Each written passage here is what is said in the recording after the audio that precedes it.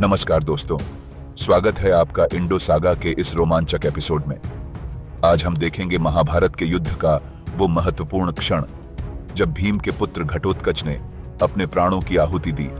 उसकी वीरगति ने न केवल पांडवों को झटका दिया बल्कि कर्ण और अर्जुन के बीच अंतिम युद्ध की नींव भी रख दी। तो चलिए घटोत्कच की आखिरी लड़ाई के इस महाकाव्य अध्याय की ओर बढ़ते हैं। दुर्योधन के नेतृत्व में कौरव सेना ने पांडवों पर एक शक्तिशाली हमला किया। जयद्रथ की मृत्यु से क्रोधित दुर्योधन भीम, माद्री के पुत्रों विराट, द्रुपद और शिखंडी पर बाणों की बौछार करता है, जिससे पांचाल सेना पीछे हट जाती है। युधिष्ठिर ने दुर्योधन का धनुष तोड़कर उसे घायल कर दिया, लेकिन द्रोण ने हस्तक्षेप कर दुर्योधन को बचा लिया और युद्ध जारी रहा। अंधेरी रात में अर्जुन, युधिष्ठिर और भीम ने द्रोण पर हमला किया। पांडव सेनाएं धृष्टद्युम्न और घटोत्कच के नेतृत्व में द्रोण के खिलाफ आगे बढ़ती हैं। युद्ध का मैदान अराजकता से भर जाता है, जहां ढोल, हथियारों की टकराहट और चीखें गूंज रही थीं। अंधेरे और धूल ने दृश्य को अस्पष्ट कर दिया, जिससे मित्र और शत्रु में फर्क करना मुश्किल हो गया। द्रोण ने पांडव सेना पर भयंकर प्रहार किया, हजारों योद्धाओं और हाथियों को मार गिराया। पांडवों के सभी प्रयासों के बावजूद द्रोण की शक्ति रात के युद्ध में हावी रही और उनकी क्रूरता पांडव सेना को कमजोर करती चली गई। जयद्रथ और भूरिश्रवा की मृत्यु के बाद द्रोण ने रात में पांचालों पर भयंकर हमला किया, कई महारथियों को मार डाला। अर्जुन, युधिष्ठिर, भीम और अन्य पांडव योद्धाओं ने उसका सामना किया, लेकिन द्रोण की सटीकता से पांडव सेना तबाह हो गई। राजा शिबी का भी अंत हो गया। क्रोधित भीम कलिंग राजा पर हमला कर उसे टुकड़े टुकड़े कर देता है। उसने जयराता सहित 2 और राजकुमारों को भी मार डाला, जबकि कर्ण भयभीत देखता रहा। कर्ण का भाला फेंकने का प्रयास विफल रहा। भीम ने दुर्मदा और दुष्कर्ण को भी मार डाला, जिससे कुरु सेना भाग गई। भीम के विनाशकारी पराक्रम की सभी ने सराहना की। फिर द्रोण और धृतराष्ट्र के पुत्रों ने भीम को घेर लिया और अंधेरे में एक और क्रूर युद्ध छिड़ गया, जिससे अराजकता फैल गई। भूरिश्रवा की मृत्यु के बाद दुख से क्रोधित सोमदत्त ने सात्यकी को चुनौती दी। दोनों के बीच भयंकर युद्ध हुआ, जिसमें धृष्टद्युम्न सात्यकी की सहायता के लिए आया। द्रोण ने हस्तक्षेप करते हुए पांडव सेना पर आक्रमण किया, जिससे पांडवों को पीछे हटना पड़ा। अर्जुन, भीम, धृष्टद्युम्न और सात्यकी ने द्रोण का सामना किया और अंधेरे में एक विशाल युद्ध छिड़ गया। भीम का पुत्र घटोत्कच राक्षसी शक्तियों के साथ युद्ध में प्रवेश करता है और अश्वत्थामा से भिड़ता है। अश्वत्थामा ने घटोत्कच के जादू को नष्ट कर दिया और उसके पुत्र अंजन पर्वण को मार डाला। क्रोधित घटोत्कच ने अश्वत्थामा पर हमला किया, लेकिन अश्वत्थामा हर हमले का कुशलतापूर्वक मुकाबला करता रहा।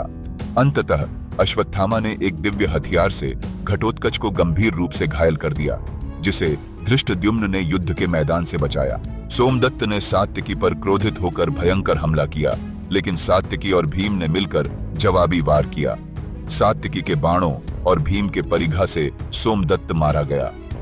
बल्हिका ने बदला लेने की कोशिश की, लेकिन भीम ने उसे और दुर्योधन के 9 भाइयों को मार डाला। भीम ने कर्ण के पुत्र वृक्रथ, शकुनि के योद्धाओं और अन्य क्षत्रियों का वध करते हुए अपना उत्पात जारी रखा। युधिष्ठिर ने भी कौरवों की सेनाओं को नष्ट कर दिया। दुर्योधन के कहने पर द्रोण ने युधिष्ठिर पर शक्तिशाली अस्त्र छोड़े, लेकिन पांडवों ने उनका सफलतापूर्वक सामना किया। अंत में द्रोण ने ब्रह्मास्त्र का आह्वान किया, लेकिन युधिष्ठिर ने उसे निष्क्रिय कर दिया। द्रोण ने वायव्यास्त्र से द्रुपद की सेना पर हमला किया, लेकिन अर्जुन और भीम के नेतृत्व में पांडवों ने जवाबी हमला किया, जिससे कौरव सेना भागने पर मजबूर हो गई। दुर्योधन पांडवों से घिरी अपनी सेना को बचाने के लिए कर्ण से मदद मांगता है। कर्ण आत्मविश्वास से जवाब देता है कि वह अर्जुन और पांडवों को हरा देगा, चाहे इंद्र ही क्यों ना उनकी रक्षा करें। वह युद्ध जीतने की कसम खाता है और इंद्र के दिए दिव्य हथियार का उपयोग करने का वादा करता है। कृपा कर्ण का मजाक उड़ाते हुए उसे उसकी पिछली विफलताओं की याद दिलाते हैं और चेतावनी देते हैं कि कृष्ण और अर्जुन के साथ पांडवों की जीत निश्चित है।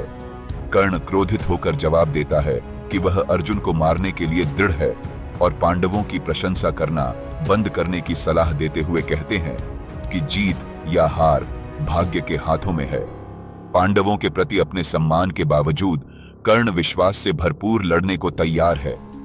अश्वत्थामा ने क्रोध में कर्ण को उसकी अहंकार के लिए डांटा और अर्जुन के हाथों उसकी पिछली हार की याद दिलाई, खासकर जब जयद्रथ मारा गया था। गुस्से में अश्वत्थामा ने कर्ण पर हमला करने की कोशिश की, लेकिन दुर्योधन और कृपा ने उसे रोक लिया। अपमानित कर्ण ने बदला लेने की प्रतिज्ञा की और पांडवों और पांचालों का सामना करते हुए अपनी अद्वितीय युद्ध कौशल का प्रदर्शन किया। अर्जुन और कर्ण के बीच भयंकर युद्ध हुआ, जिसमें अर्जुन ने अंततः कर्ण के रथ को नष्ट कर दिया और उसे भागने पर मजबूर कर दिया।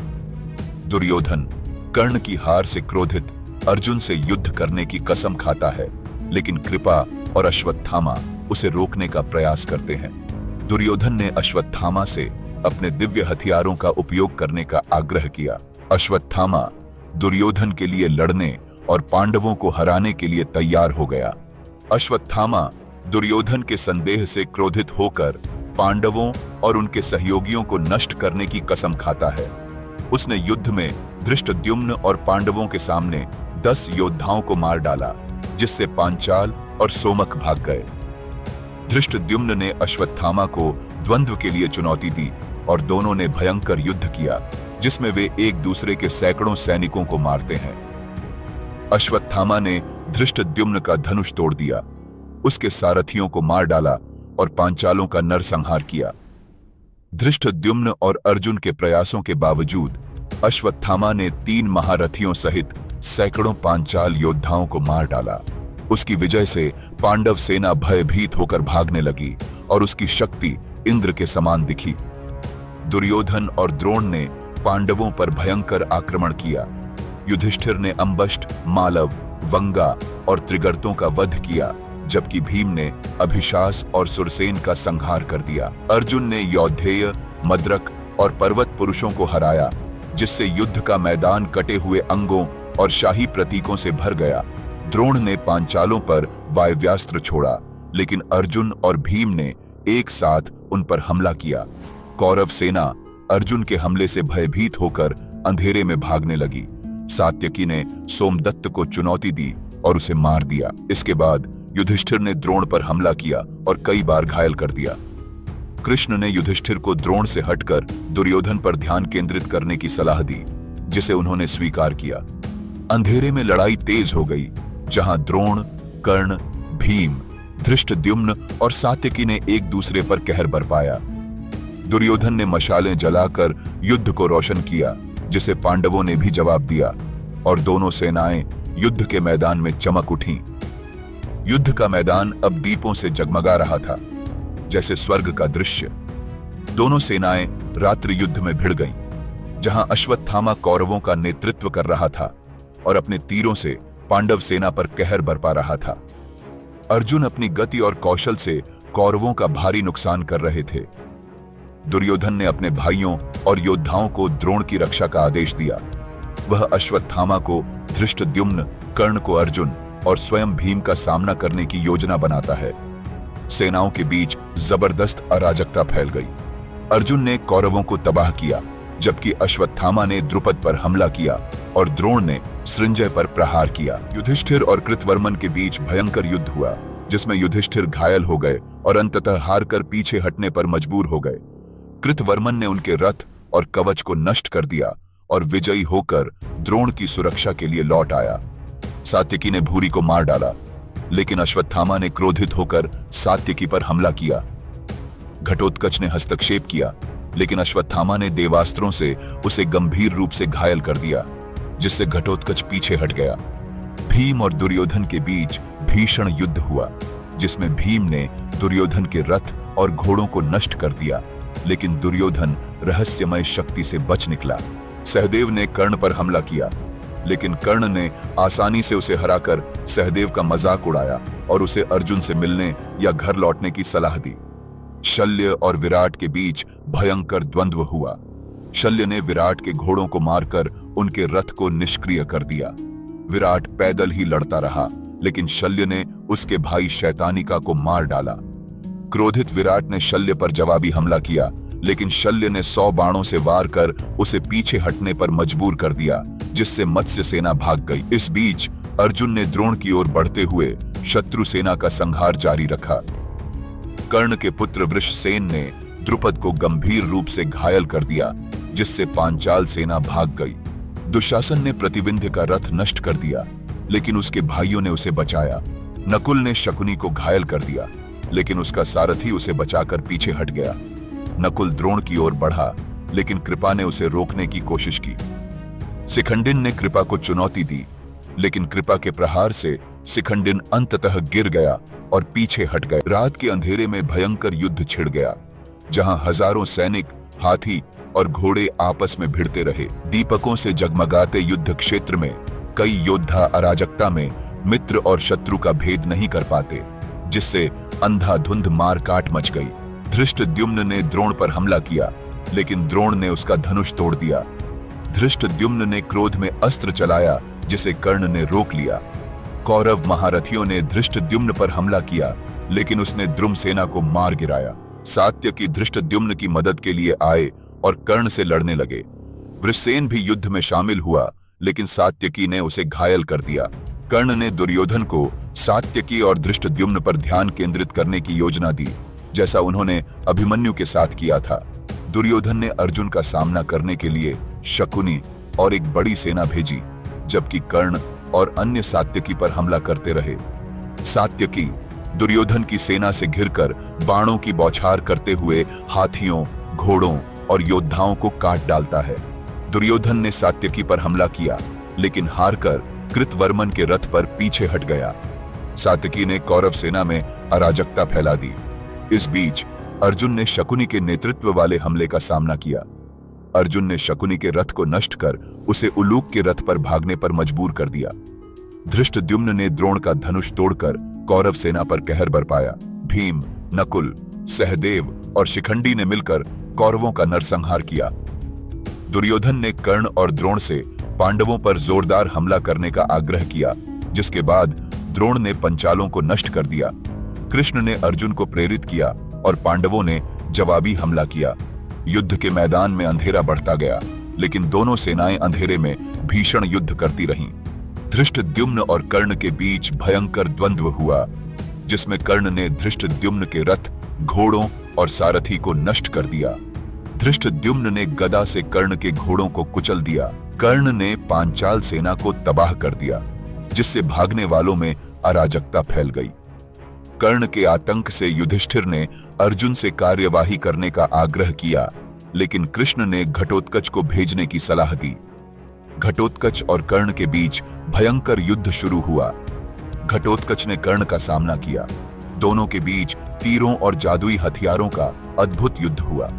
घटोत्कच की माया और कर्ण के देवास्त्रों का भयानक टकराव हुआ, लेकिन कोई निर्णायक बढ़त हासिल नहीं हुई। घटोत्कच ने एक विशाल चक्र बनाया, लेकिन कर्ण ने उसे अपने तीरों से नष्ट कर दिया। घटोत्कच के निरंतर हमलों और बदलते रूपों के बावजूद कर्ण ने हर हमले का कुशलतापूर्वक मुकाबला किया। क्रोधित घटोत्कच ने कर्ण को मारने की कसम खाई और युद्ध के एक और दौर के लिए गायब हो गया। इस बीच भीम से प्रतिशोध लेने के लिए राक्षस अलायुद्ध युद्ध में आता है। वह भीम और पांडवों को मारने के लिए दृढ़ संकल्पित था। अलायुद्ध के प्रवेश के साथ पांडव सेना एक और भयानक लड़ाई के लिए तैयार होती है। भीम और अलायुद्ध के बीच हिंसक द्वंद्व छिड़ जाता है। भीम की सहायता के लिए घटोत्कच को भेजा जाता है और पिता पुत्र मिलकर अलायुद्ध से लड़ते हैं। उनका युद्ध शक्ति और क्रूरता का अद्भुत नजारा बन जाता है, जिससे युद्ध का मैदान हिल जाता है। घटोत्कच ने कर्ण से लड़ाई छोड़कर अलायुद्ध का सामना किया, जिससे दोनों राक्षसों के बीच भयंकर युद्ध हुआ। अलायुद्ध ने घटोत्कच पर हमला किया, लेकिन घटोत्कच ने उसके घोड़ों और रथ को नष्ट कर दिया। दोनों ने जादू और हथियारों से एक दूसरे पर प्रहार किया। अंत में घटोत्कच ने अलायुद्ध का सिर काटकर युद्ध समाप्त किया। पांडव सेना ने जीत का जश्न मनाया। इसके बाद घटोत्कच ने कर्ण पर फिर से हमला किया, लेकिन उसकी माया के बावजूद कर्ण ने धैर्य रखा। कौरवों के आग्रह पर कर्ण ने इंद्र के वासव शक्ति अस्त्र का इस्तेमाल कर घटोत्कच को मार डाला। गिरते हुए घटोत्कच ने अपने विशाल शरीर से कौरवों की एक पूरी अक्षौहिणी सेना को कुचल दिया। कौरवों ने कर्ण की इस जीत का जश्न मनाया। घटोत्कच की मृत्यु पर पांडव दुखी होते हैं, लेकिन कृष्ण खुश होकर जश्न मनाते हैं। अर्जुन हैरान होकर कृष्ण से इसका कारण पूछते हैं। कृष्ण बताते हैं कि कर्ण ने इंद्र की शक्ति, अपना सबसे शक्तिशाली हथियार घटोत्कच पर इस्तेमाल कर दिया, जिससे वह अब कमजोर हो गया है। अब कर्ण को हराना संभव है और अर्जुन को तब प्रहार करना चाहिए जब कर्ण का रथ धरती में धंस जाए।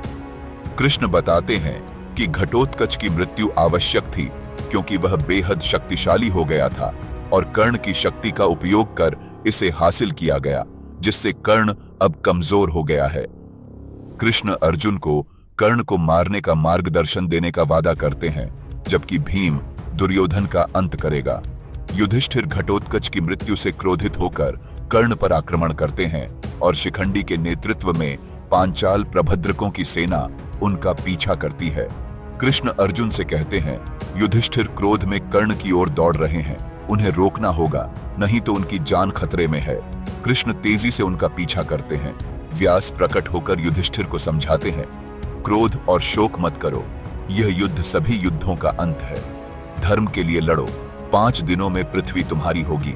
यह कहकर व्यास अदृश्य हो जाते हैं। युधिष्ठिर अभी भी घटोत्कच की मृत्यु से व्यथित भीम और धृष्टद्युम्न को द्रोणाचार्य पर हमला करने का आदेश देते हैं। सभी महारथी, हाथी, घुड़सवार और पैदल सैनिक द्रोण को हराने का प्रयास करते हैं। इस एपिसोड को देखने के लिए आपका बहुत बहुत धन्यवाद। अगर आपको हमारी यह प्रस्तुति अच्छी लगी हो तो इसे लाइक करें, अपने दोस्तों के साथ शेयर करें और हमारे चैनल इंडो सागा को सब्सक्राइब करना न भूलें। आपके सहयोग से ही हम और भी बेहतरीन एपिसोड ला सकेंगे। धन्यवाद।